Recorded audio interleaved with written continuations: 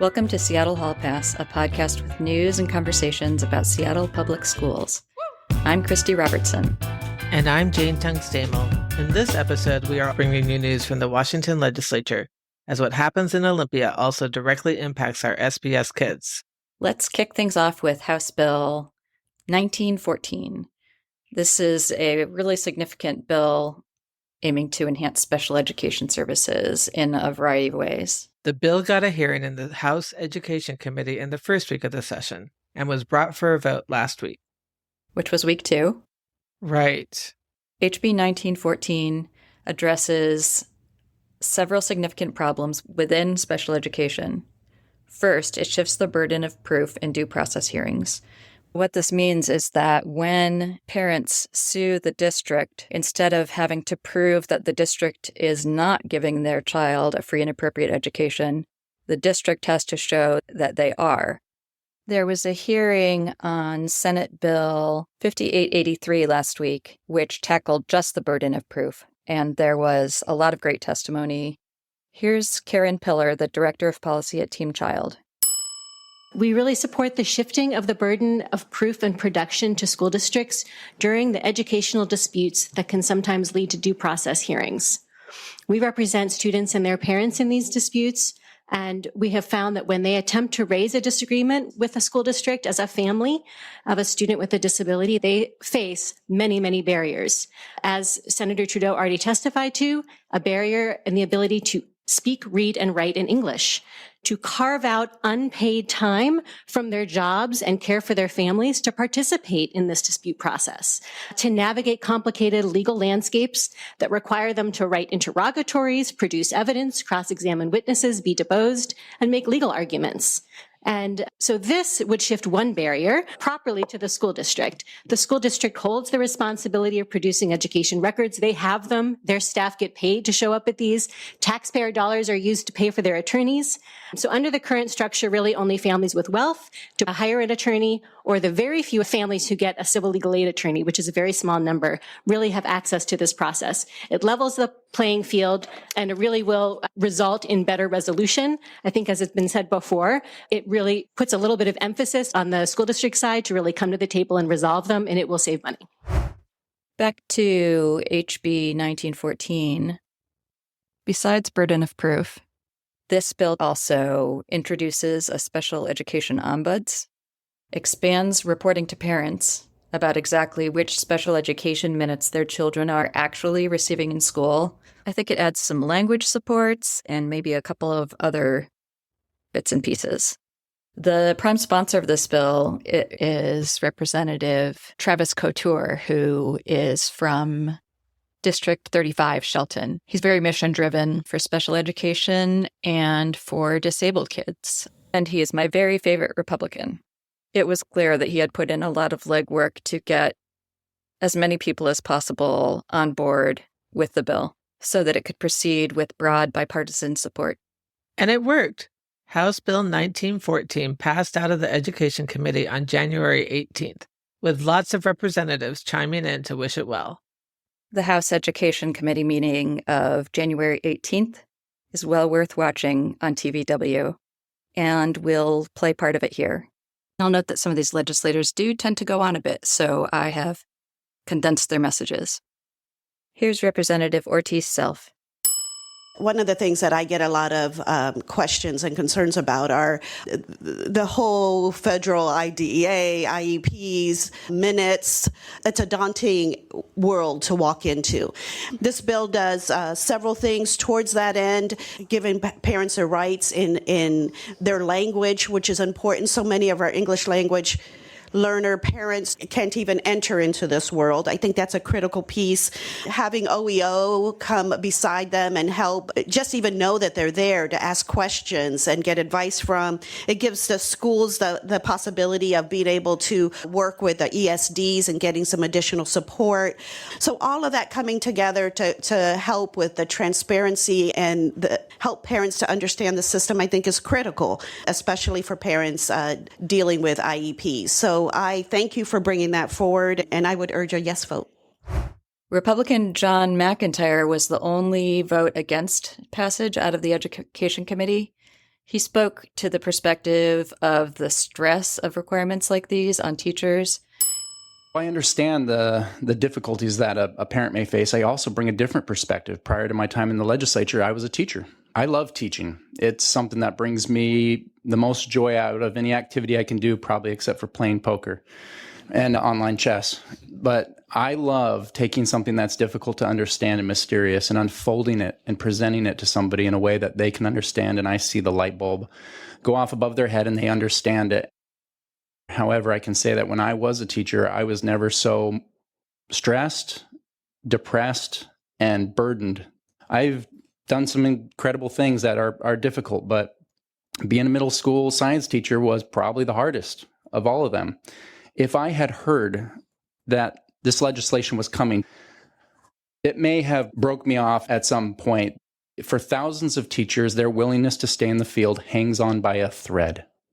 By a thread. Now, had I known and had an assurance that the legislation would come with assistance and help, people that would help me to fill these obligations, I would have been at ease.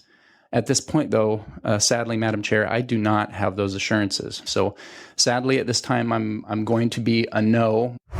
Representative Jerry Paulette from Northeast Seattle had a noteworthy.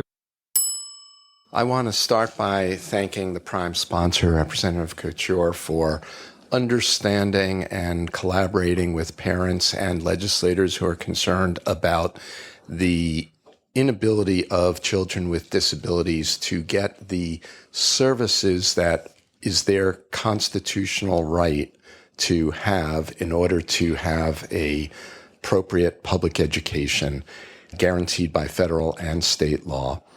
And start with noting that an individual education plan, which is the core for providing those services for a student, whether it's a speech pathologist or a paraeducator or occupational therapy or a physical therapist, a plan is only as good as implementation. And if a child is not receiving hours that they were committed to in a plan for speech pathologist or occupational therapy, the parents should know that, and they should be able to have a discussion about making sure that happens. And that's what this bill does at its core, which is so important. It also provides staffing through the ESDs where we have shortages, which is also really important in terms of concerns about the burden. And finally, it incorporates a provision that this committee passed last year in HB 1305, recognizing that it is entirely fair for the school district to have the burden of proof in an appeal about services because they have all the records. They know what was provided. They have the assessments. And for those reasons, I urge a yes vote.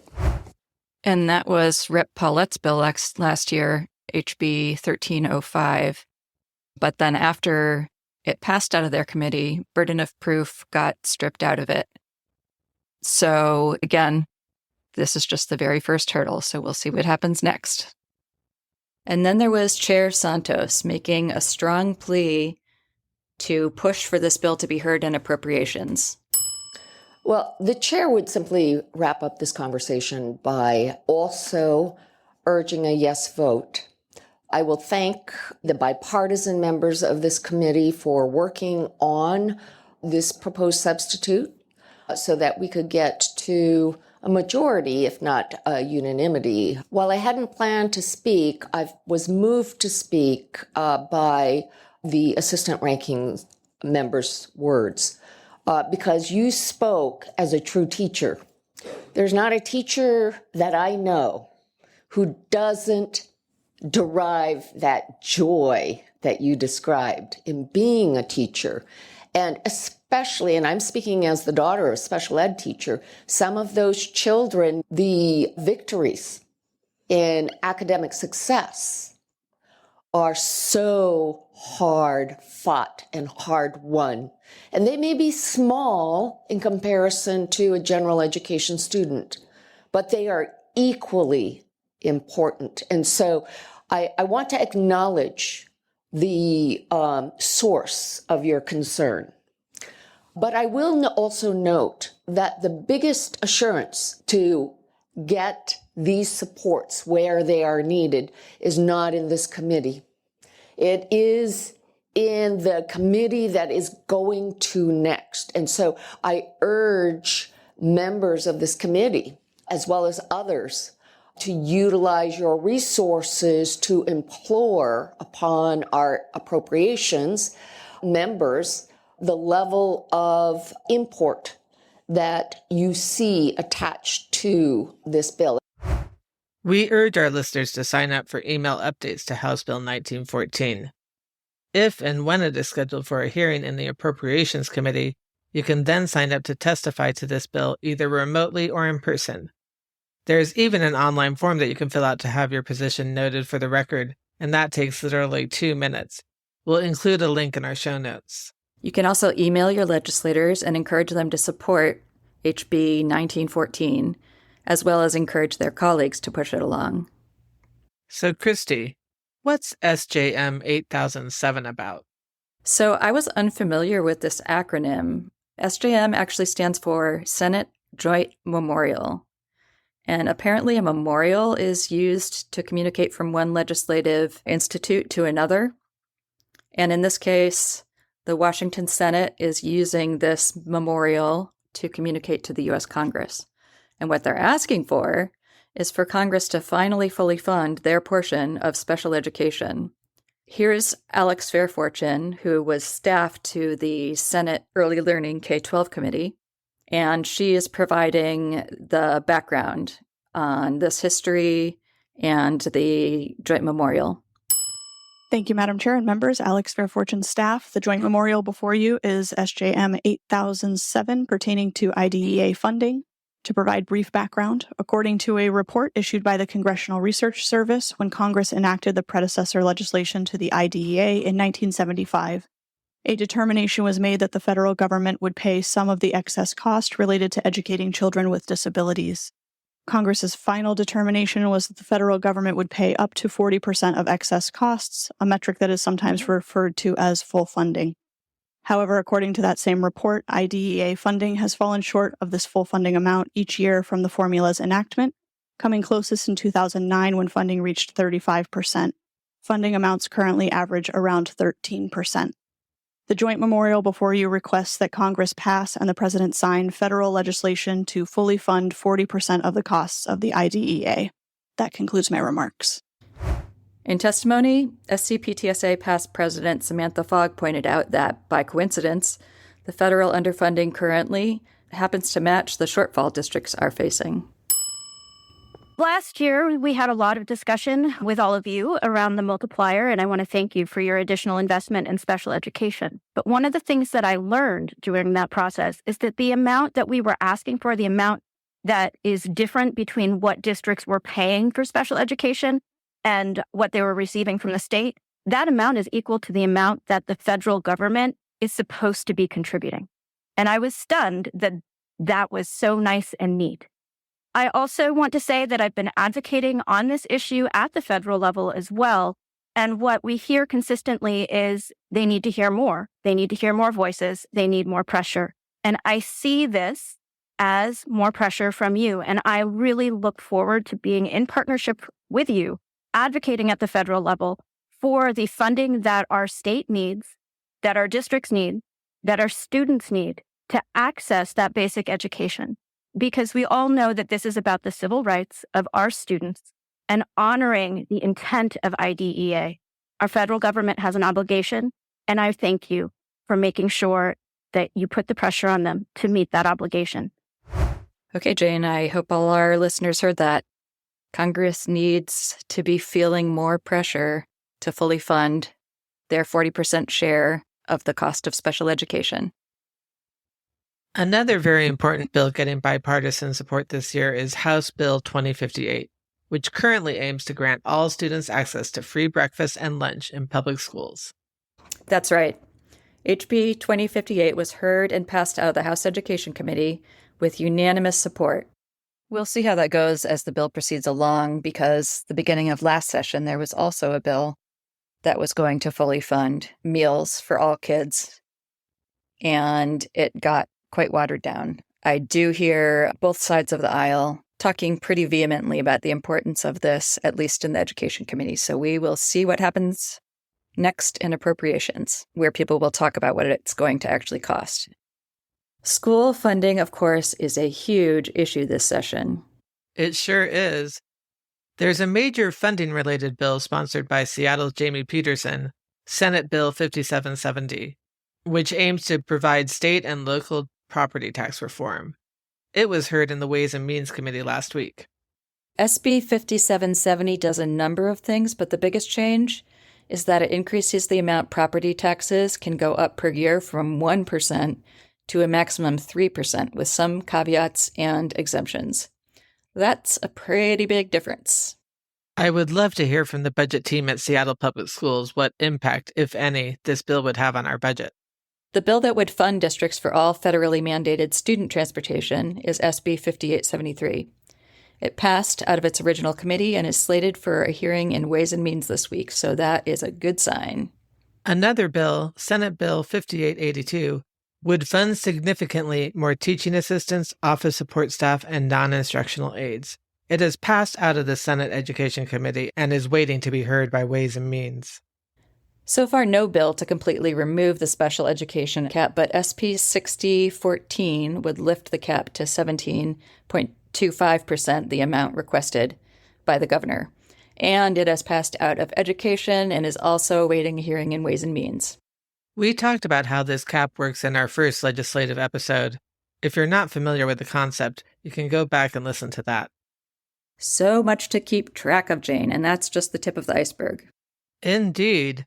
What should we be watching for next? Already we are starting to get into this week because legislators are going at lightning speed, way faster than we're able to make podcasts. Monday, there is a hearing on a different restraint and isolation bill, and that bill is 5966. So this is a Senate version, which is much milder and more objectionable than the previous Senate bill, 5559. Also to be heard on Monday is Second Substitute House Bill 1239, which is a bill that Chair Santos has been working on with somebody from our own district, Juliana Rigg-Hillard.